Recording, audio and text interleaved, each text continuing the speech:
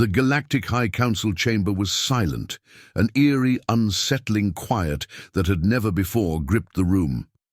The vast hall, carved from obsidian-like material and illuminated by the cold glow of holographic projections, housed representatives from the most dominant species in the galaxy. They had convened to discuss the most urgent matter in recent history. At the center of the chamber, a hologram flickered to life, displaying grainy footage from the front lines of the war-torn world of Karak 4. The visuals were clear enough to show a species that should have been nothing more than a footnote in galactic history. And yet, the beings in the footage, humans, were rewriting the rules of war. The hologram zoomed in on a lone human soldier, standing in the ruins of what had once been an alien command outpost. His armor was battered, his weapons depleted. A towering Xeric warbeast, a creature engineered to be unstoppable, loomed over him. The assembled alien dignitaries braced for the inevitable, the human's brutal end. Instead, something impossible happened. The human grinned, not in fear, not in desperation, but in exhilaration. Then, with a single defiant roar, he charged toward the warbeast. The footage blurred as the human weaved between the monster's clawed strikes, moving in ways no being should have been capable of after suffering such wounds. Within seconds, he was atop the beast's armored head, plunging a makeshift explosive, fashioned from scavenged alien tech, straight into its skull. The warbeast collapsed. The human remained standing. Gasps echoed throughout the chamber. Charge, High Chancellor of the Ithari, a species that prided itself on tactical superiority, clenched his mandibles in disbelief. "Impossible," he hissed. "That thing should have been annihilated." Another alien, a Varkari warlord with 1,000 battles behind him, leaned forward. "It should have been." He turned to the others, his voice grave. "We may have made a mistake." The hologram shifted, now displaying data from dozens of battles across the sector, reports of human forces improvising on the battlefield, resisting psychological warfare, and refusing to surrender despite overwhelming odds. The final frame of the hologram appeared, a transmission intercepted from the human fleet, a warning to the so-called Galactic Council. "You wanted war. Congratulations. You just declared war on the deadliest species in the galaxy." The chamber fell into stunned silence.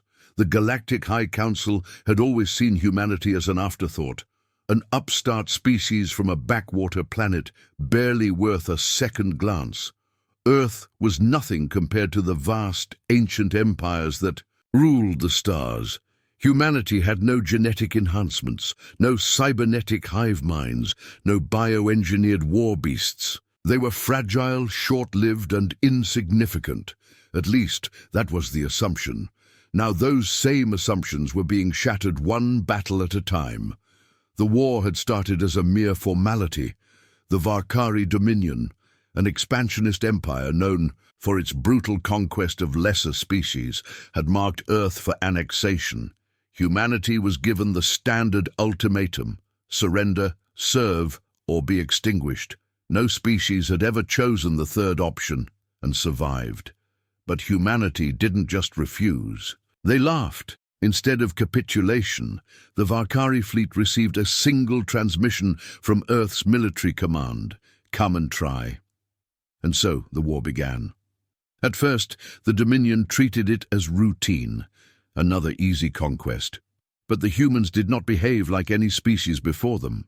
Their ships were weaker, but they adapted. Their weapons were outdated, but they modified them.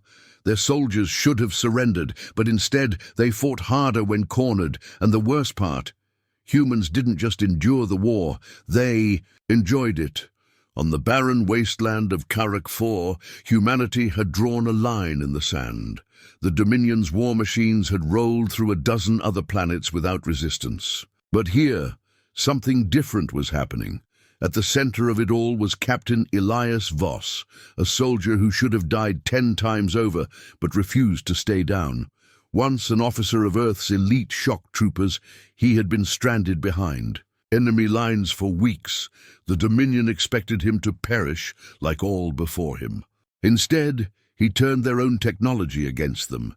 Every day, Voss and his scattered survivors ambushed Dominion supply lines, hijacked their weapons, and booby-trapped the very terrain they fought on. Where the aliens relied on order, hierarchy, and predictable tactics, the humans thrived in chaos, and the Dominion had no idea how to fight chaos. In orbit above Karak 4, Admiral Kyrex of the Varkari Dominion stood aboard the Iron Maw, watching the latest reports with growing unease. He had seen countless wars, had crushed rebellions before they could even take root. But this was different. The humans were supposed to be broken by now. The Dominion had superior numbers, superior technology, and centuries of combat experience. Yet here they were, being humiliated by a species that had only just achieved interstellar travel. "Explain this," Kyrex growled, pointing at a holographic display showing yet another Dominion outpost reduced to rubble. A strategist hesitated before speaking. "The humans, they are unpredictable, my lord. They adapt faster than any species we've encountered. They use their own bodies as shields. They fight even when wounded beyond reason, and they—" Kyrex narrowed his reptilian eyes. "And they what?" The strategist swallowed. "They laugh in the middle of battle." Silence filled the command deck.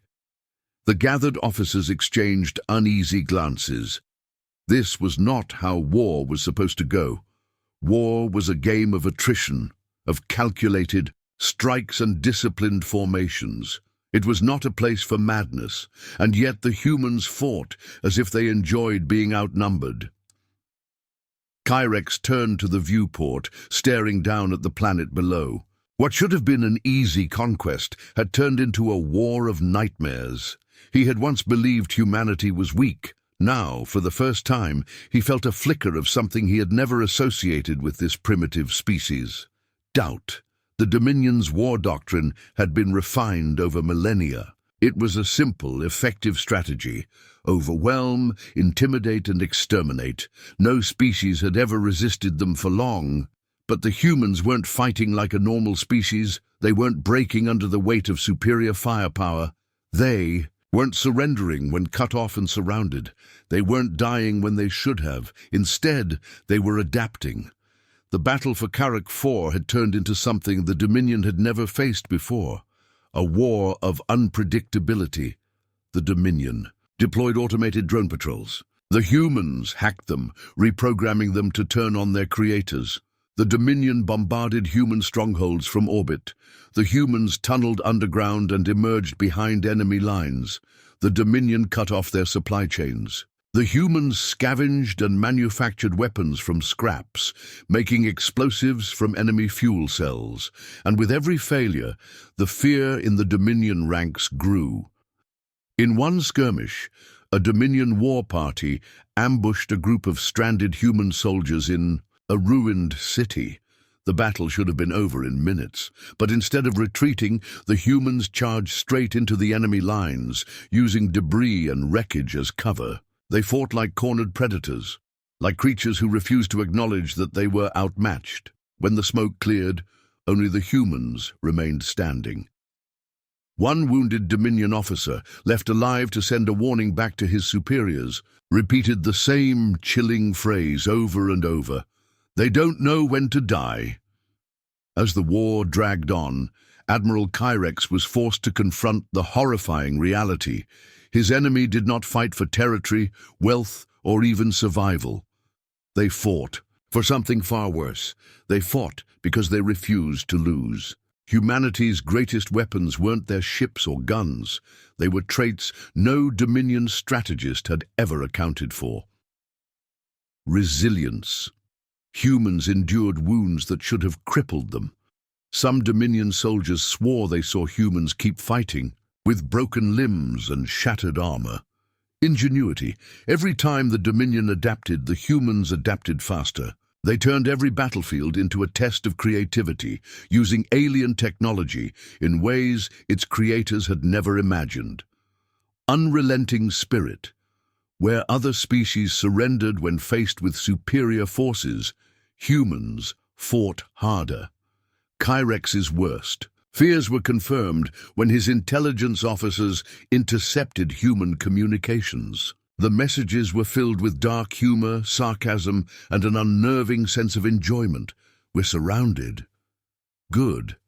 Now we can shoot in every direction. They think they've got us cornered. Poor bastards. I lost my rifle, so I'm using this Dominion. A blaster instead. Not bad. Shoots real pretty. It was madness, and worse, it was effective. The Dominion had started this war expecting a quick and decisive victory. Instead, they found themselves retreating.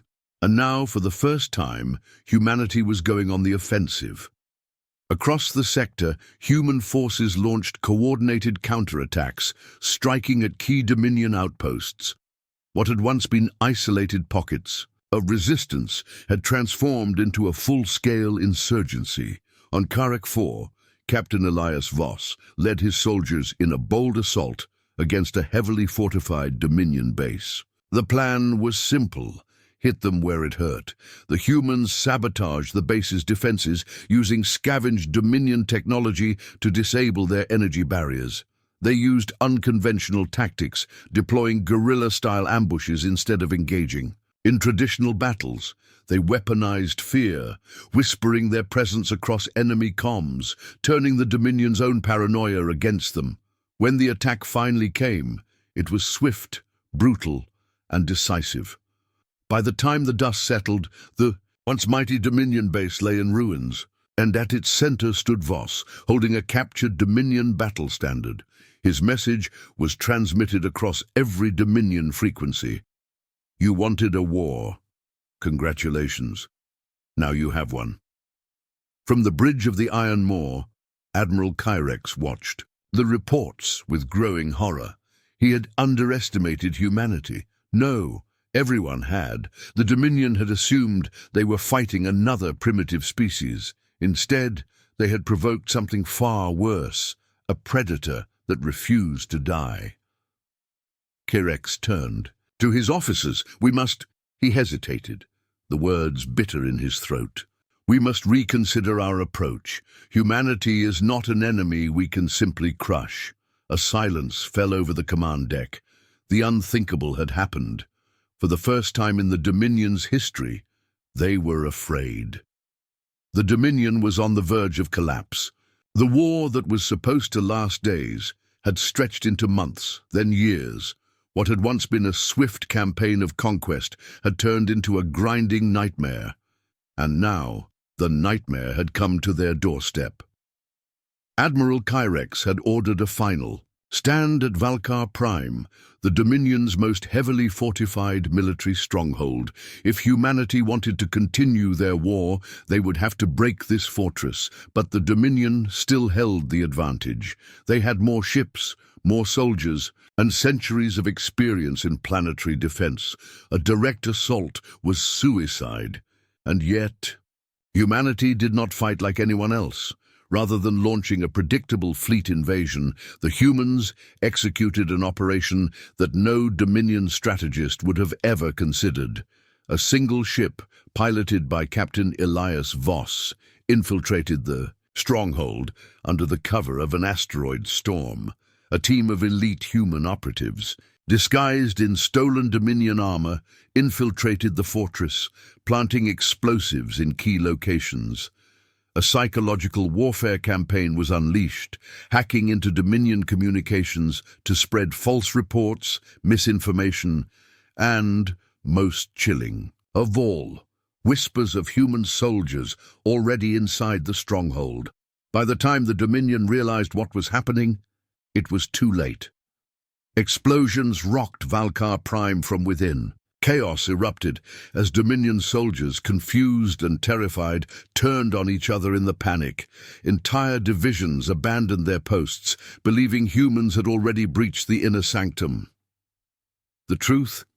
There were only 12 humans inside the fortress, and they brought the entire Dominion war machine to its knees. As the stronghold collapsed, Admiral Kyrex refused to flee. He would not allow his name to be remembered as the one who lost to a primitive species. Blaster in hand, he made his way to the control center, where Captain Elias Voss stood waiting. The two locked eyes.